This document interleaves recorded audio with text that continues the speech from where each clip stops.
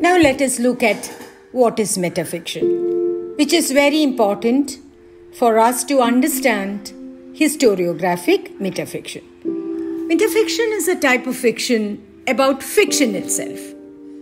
It self-consciously addresses the paradoxical relationship of fictionality to reality. I would say that metafiction is a term given to fictional writing which self-consciously and systematically draws attention to its status as an artifact in order to pose questions about the relationship between fiction and reality. Over the last 20 years, if you examine, novelists have tended to become so much aware of the theoretical issues involved in constructing fiction. In consequence, their novels have tended to embody dimensions of self-reflexivity and formal uncertainty. What connects the very different writers whom one could refer to as broadly metafictional is that they explore a theory of fiction through the practice of writing fiction with a totally different perspective. So I would say metafiction is a discourse through which human beings reflect, construct, and mediate their experience of the world. Metafiction hence pursues very potent questions through which its formal self-exploration, drawing on the traditional metaphor of the world as book, but often recasting it in the terms of contemporary philosophical, linguistic, or literary theory. This is very important for you to understand. Now, when you look at individuals, what happens to us? What are our roles? We now occupy roles rather than selves. That is what I feel. Then the study of characters in the novels may provide a useful model for understanding the construction of subjectivity in the world outside novels. If our knowledge of this world is now seen to be mediated through language, then literary fiction, I would briefly say, worlds constructed entirely of language. Okay? Literary fiction, it can mean worlds constructed entirely of language. So that becomes a useful model for learning about the construction of reality itself.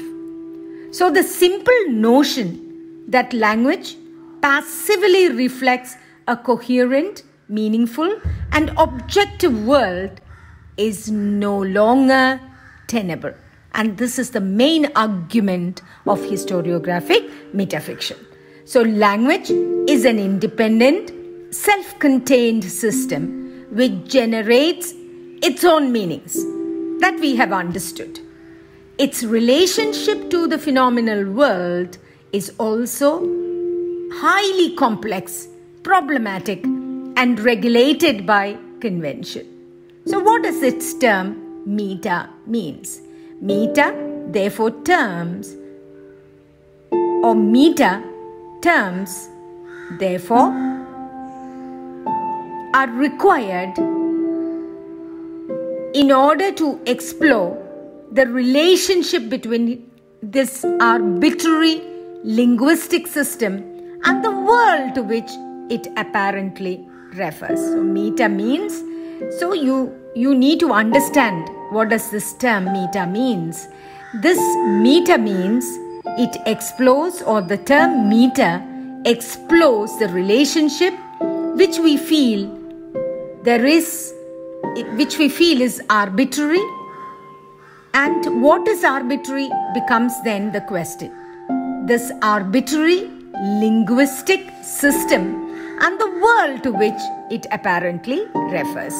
So in fiction, they are required in order to explore the relationship between the world of fiction and the world outside the fiction. So this is in a nutshell what you mean by metafiction. So this is, and one thing that the question that comes to your mind is, how is it possible to describe anything? The first question that you will be wondering is, how is it possible to describe something? So when you look at the metafictionist, he is or she is highly conscious of a basic dilemma. If he or she or the other sets out to represent the world, he or she or the other she realizes fairly soon that the world as such cannot be represented. It is not possible for a unitary representation. In literary fiction, it is, in fact, possible only to represent the discourses of that world.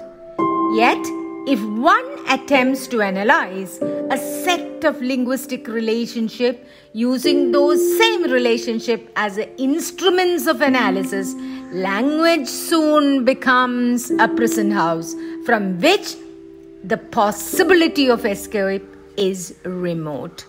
So by studying metafiction, one is in effect studying that which gives the novel an identity or its identity. The novel notoriously defies definition. We never realize that. But actually speaking, when you define it, when you take it for your projects, you are finding or you are exploring the possibilities of defining it in so many different ways, isn't it? So that is why I argue that a novel notoriously defies unitary definition. Its instability in this respect is a part of its definition. The language of fiction appears to spill over into and merge with the instabilities of the real world in a way that a 5-act tragedy or a 14-line sonnet clearly does not. Okay, this is why we say that it destabilizes. Language also destabilizes the entire notion of the unitariness of this particular genre. Metafiction flaunts and exaggerates and thus exposes the foundations of this instability, the fact that novels are constructed through a continuous assimilation of everyday historical forms of communication.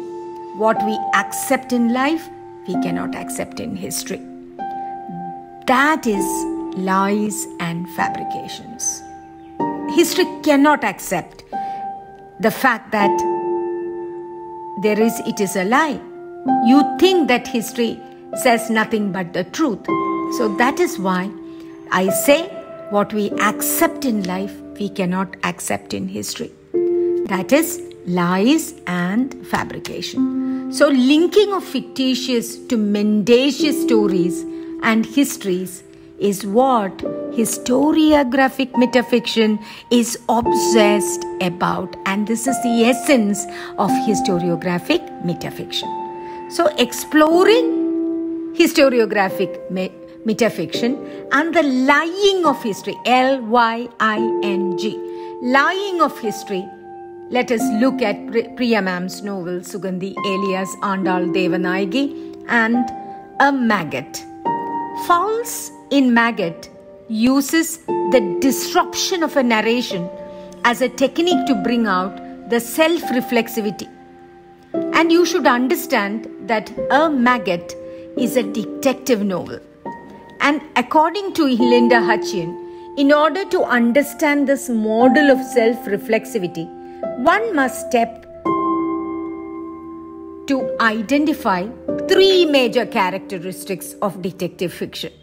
They are the self-consciousness of the form itself, its rigid conventions, and textual functions of the hermeneutic art of reading.